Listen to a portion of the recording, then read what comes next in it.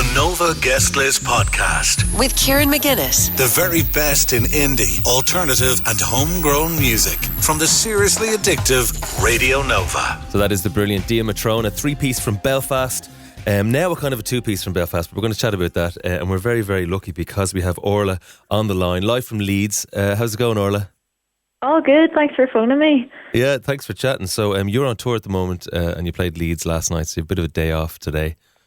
Yeah, it was mental last night. It was just such a great crowd and everybody seemed to be really enjoying the album live, so it's just been really, really cool for us to bring this album on tour. Yeah. Has it been such as nice a day there as it has been here? Well, what's it like there? Very warm, very nice. It's very warm. I got the shorts on, so it must be the same then. Yeah, absolutely brilliant. Well, that's a lovely day to have a day off. Yep. So let's have a little chat about the album. The album is For Your Sins. It came out on Friday. Very exciting.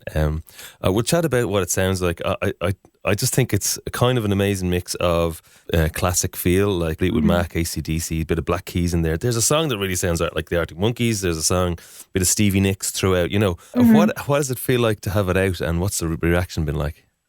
It's pretty surreal. I mean, we've been working together for a long time, and having an album has always been kind of like the teenage dream, if you will, of being in a band. Like, it's just so cool for us to have finally gotten to this moment and to have spent, the time making these songs, producing these songs together. It just feels like a real kind of from the heart album. And it's just a bunch of all of our different influences. We were thinking when we were making this album together, like, do we go like very rock? Or do we go like, some of the softer songs? But we just thought, like, we have so many different influences across the genres that we just wanted it to reflect that.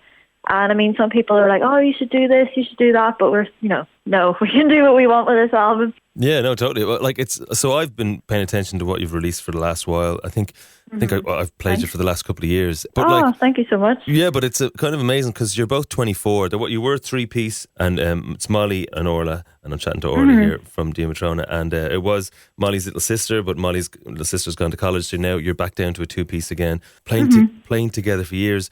So most of your influences, you're 24, most of your influences before you were born. How has that kind of worked out? Is that like you had amazing, family who listened to music in your house, or is it something you discovered yourself?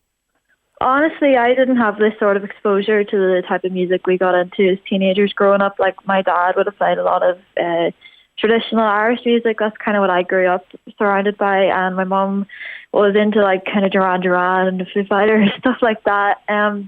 So really, when we were teenagers, we kind of just discovered this music ourselves. It's kind of one of those arguments you could make, is the internet good or bad? For us, it was good because we got into playing guitar and got into bands like Fleetwood Mac, Led Zeppelin, the Beatles. So that was really like what inspired us at the start to pick up the guitar. And they are like our main influences, but we kind of just love everything, to be honest. Country, jazz. Molly played a lot of jazz as a teenager, and I think that's kind of, you can hear that in the album a wee bit as well. So really across the board, there's a lot of bands we love, especially the contemporary things like Haim, Tame Impala, Arctic Monkeys, like you said. Just lots of good stuff, Yeah, and so I think that's really interesting because your sound is so...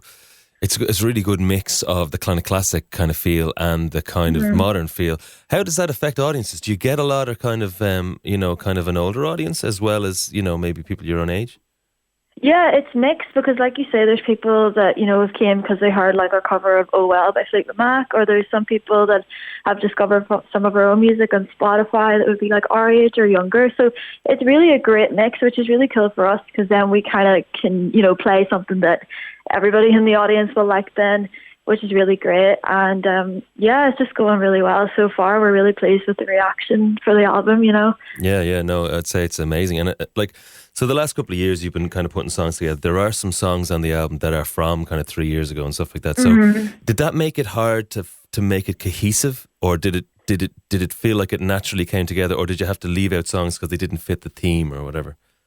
I think it naturally came together because there was a point from maybe Stamp On It onwards with those releases that we really felt that was kind of the music we wanted to make, and that's when we started really, really getting into our production because we produce our music together.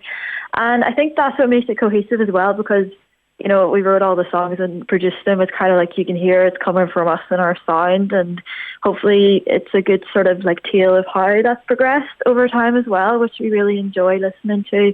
So I think it's, you know, you can find something in there in all the songs that you think, oh yeah, that's kind of what makes it Dea Matrona. It's a great listen, and you know something, it's great to get a kind of a guitar-led album in as well. But yeah. one of the songs, Glory, Glory, I'm Free, kind of comes out of nowhere, I suppose, halfway through the album. I suppose maybe comes out of nowhere in the fact that that isn't like the singles you've released before. So it obviously is a really nice pace to kind of bring in. So it's a kind of a country infused kind of song, I guess. Yeah. So, you know, when you have something so different on the album like that, like, is it a decision to do that, or is this is another good song we wrote, this goes on as well? I think it just comes natural to us because, like I said, you know, our influences being at the start when we started making music, like Fleetwood Mac, the Beatles, Led Zeppelin. Like, you take their albums, for instance, Fleetwood Mac, like the White Album, you have like Landslide, and then you go to like World Turning, and same with like Led Zeppelin 3, you have Immigrant Song, then Tangerine. So I just feel like you put music out there because it's the music you've made and the music you want to put out, and you can definitely mix genres like a lot of people have done before. But in terms of Glory, Glory, we were kind of hand in hand the first time we put it out, like, oh, how's this going to go down, or what's the reaction going to be like, because it was very quite heavy rock before that. And it's one of like the favourites. Like even last night in Leeds, I could hardly hear myself how loud the crowd were singing along to it, which is class. That's great. Well, I suppose with that kind of stuff, because there is attitude in the way you sing, and you know, it's interesting you talk about Molly having a kind of a jazz background. The way she kind of sings would kind of connect with the mix of rock and jazz and that kind of classic rock feel. But it's, I suppose, with something like that, it's much more kind of close, and maybe that's why kind of people connect. So you're on tour, and you're coming to Cork on the 18th. You're in Monday the 20th of May in the Workman's Club, so go along and see that one. And then the big one is in Belfast on the 22nd. That'll be a party anyway. So what can people kind of expect at a Dea Matrona show? Oh, you could just expect a lot of fun. I think we just absolutely love playing live. Like, that's kind of the genesis of our band, is playing live, and we just really feed off, like, you know, getting to bring these songs to an audience, and it just makes everything so much better when you have people there to play to, and we just have the best time. So I hope everybody can just really enjoy the night and the new songs as well. It just means a lot when people come and see us. It's really, really cool. Has there been any kind of moments over the tour that have kind of stood out, you're going to stick with you? I think last night in Leeds, when everyone was singing along to Glory, Glory, was quite the moment, to be honest. It was just like so loud, and it's cool when people know the words to your songs. Like, it doesn't really ever get old, you know? Yeah, this is it. It's a glorious time on your first album. You never get to have it feel like that again, you know, that kind of just... Like, there's a bit of naivety in there. There's youth in there. There's excitement. There's, you know, potential. It's a great time. So fair play. So we're going to play one of the songs. I think one of my favourite songs off the album. And I think it was a previous single, maybe from, I think, earlier this year. Black Rain. Can you tell us? Can you tell us a little bit about the song Black Rain? Black Rain started off, Molly and I were writing one day, and it started off with just the verse, and to us it sounded a bit like a sort of dark lullaby. We left it in that sort of acoustic form for a while, and then we came back to it about 2 or 3 months later. We thought, hey, we could maybe do something with this, and we fleshed it out, and we added in the end guitar part, and just like beefed up the production of it. So it's one of our favourite songs in terms of the production of the track and just how it flows. It's really fun to play live as well, actually. Yeah, I'd say it is.